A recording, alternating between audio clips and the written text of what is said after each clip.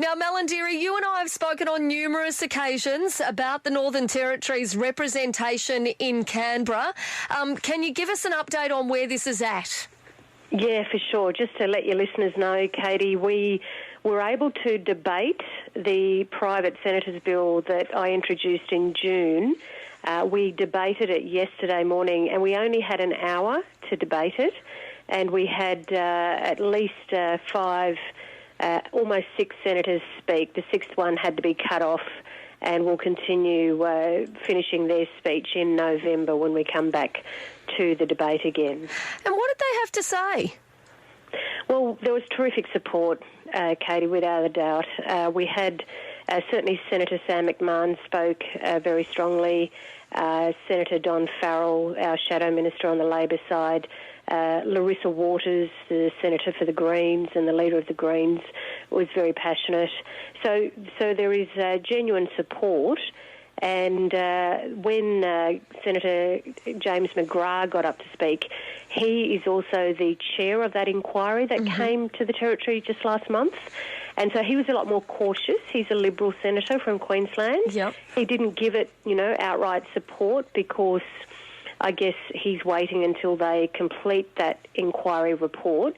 But he did say, and he urged the Senate not to bring it to a vote. So we certainly didn't bring it to a vote yesterday, which we could have, and I'm sure, given what everyone has told me that they would support it, we would have won it. But we are giving the Prime Minister some room here to come to the table. So that report that Senator McGrath was talking about should be tabled in October. And we are really urging the Prime Minister to come on board. It really is up to him now, Katie. And I'm just asking Territorians to urge the Liberal members of Parliament. We've certainly got the Nationals, but the Liberal members to really come on board. Malarndirri, when are we expecting a decision to be made? Look, if we're bringing it back to the Senate in November, what we would do is vote on it, I would think, at that time, and look at a decision before the end of the year. And I know that, obviously we here in the Territory want to make sure that we have got that representation in Canberra. We want to make sure that we've got adequate representation. And I know that our population has decreased. We all understand that. We hope that that's a temporary thing. There's no doubt about it. But that's what it comes down to, doesn't it, that population? Yeah, absolutely, Katie.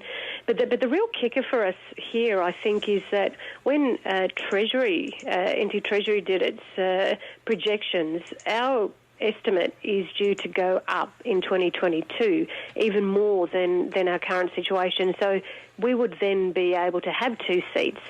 So this was really the heart of my argument, is that why are we being treated like a bit of a yo-yo? We go up and down. That's not unusual for the Territory. And if we're projected to be way above the quota in 2022 when we're due to go to an election, well, why are we putting ourselves through this, when we'd have to start again and look at having two seats again? So that's really the heart of my argument as well. Yeah. Well, and I know that there's been a lot of Territorians and a lot of other Aussies that have been supportive of us keeping these two seats, including the grandchildren, as I understand it, of Vincent Lingiari, who one of those electorates is named after. Yeah, no, it's a really beautiful thing, Katie. The Lingiari family were quite upset, actually, as you could imagine. When your family name has been given, especially to the Parliament. So on a personal and cultural level, they did, they were shocked and a little bit hurt and wanting to understand, why this was happening. So I did drive out to Wave Hill and talk to them about it and explained over a few days different, just how the Parliament works and why we were at this particular point. But I did encourage them to not lose heart, that Territorians really are supporting the two seats, and most Australians are, Katie. And you're right, Aussies around the country are getting on board. They're signing the petition. So that really did give the Lingiari family a lot of hope. But look, the same with the Solomon family. I know that Luke Gosling is working with them as well, and they're pretty much based, I think, in Victoria. But Luke might be able to tell you more about that. But, they feel the same as well, and they're a very conservative family. So they're naturally talking to the Liberals in Victoria. So all of that helps, it really does. It does. And let's hope that, we are able to maintain or retain these 2 seats. I think it's so incredibly important. You and I have spoken about this before. I signed the thing to make sure, the petition to try our best to make sure that Territorians' voices are heard. How many people ended up signing that petition? Well, we've got over 3,000 and we haven't tabled it. We're going to keep it going because there's still room now. Seeing as we're going to debate it in November, I thought, well, you know what? I'm not going to table it now. I'm going to keep this petition going. Yep. And please ask your listeners to get on board and sign, get their mates in other states to get on board. It really is a people's movement now. Yeah, I agree with you. Well, if you are out there listening and you want to sign that petition, where can people head to, Malarndirri? They can go onto my Facebook page or just, go onto www.ntvoices.com.au.